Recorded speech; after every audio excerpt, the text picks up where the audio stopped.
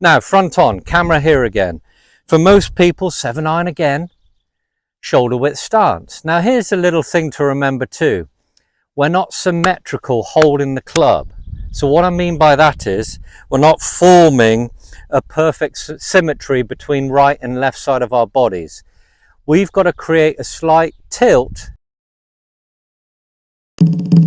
Hi everyone, Murdoch here, hope you're well. Now let's talk about the setup in this video.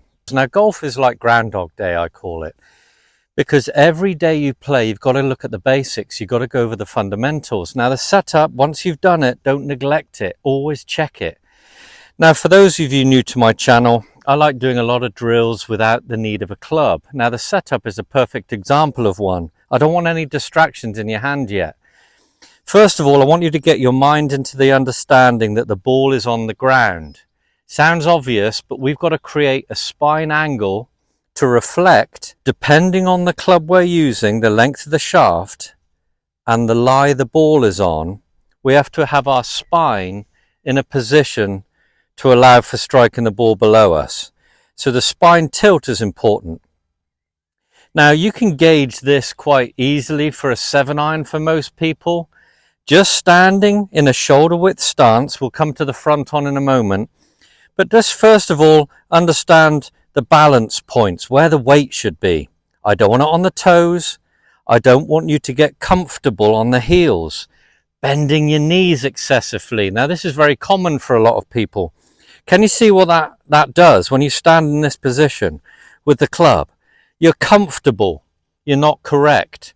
The spine angle is altered to being too vertical, you're on your heels, and we're not going to have a very easy task at all of striking the ball consistently. You've got to bend forward after a little bit of give in the knees, just a softness in the knees. Feel the hamstring stretch just here at the top of your thighs, bottom of your glutes. There's generally a little bit of tightness for most people here.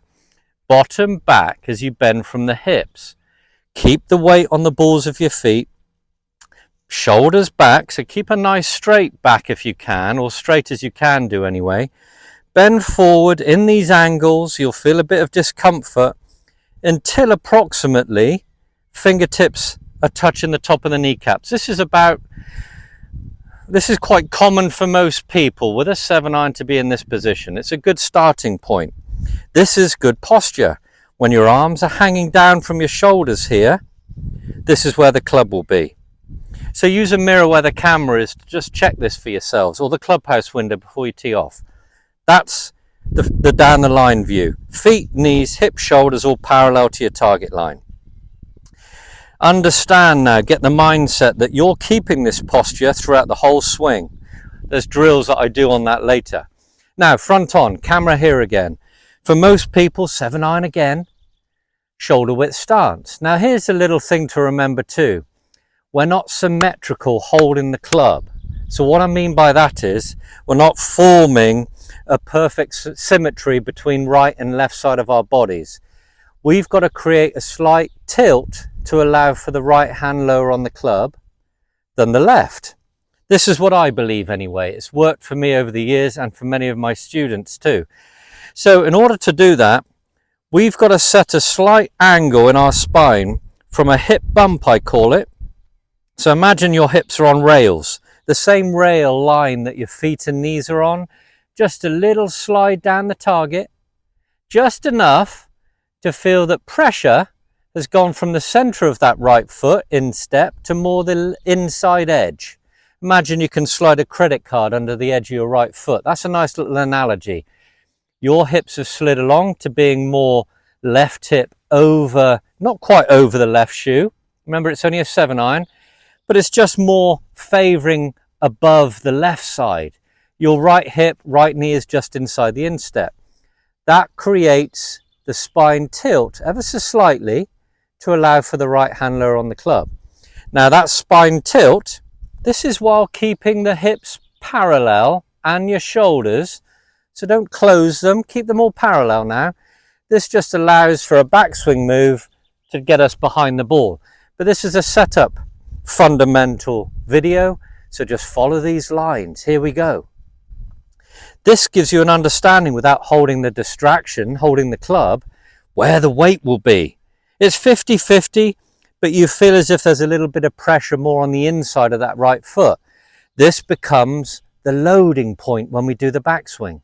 So once again, down the line, very important that you understand the spine angle for the ball on the ground.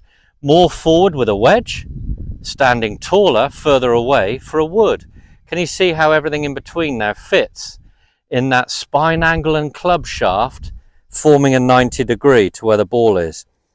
So good guide, fingertips on the top of the knees. Weight not on the heels, don't get comfy. This is very common as we get older with a bit of back stiffness, so don't get comfy, get correct. It'll feel a bit awkward and a bit like a checklist, but you must do this. It's so important before every round of golf. Faults stem 95% of the time from a poor setup and poor range of motion or playing hurt. Anyway, hope this video helps you. Like I said, it's very basic, but it's something the pros do every week. It's something that you should do every weekend. Thanks very much for watching. Like and subscribe. Pass this video on to someone that might benefit from it. Thanks very much for your support. See you soon.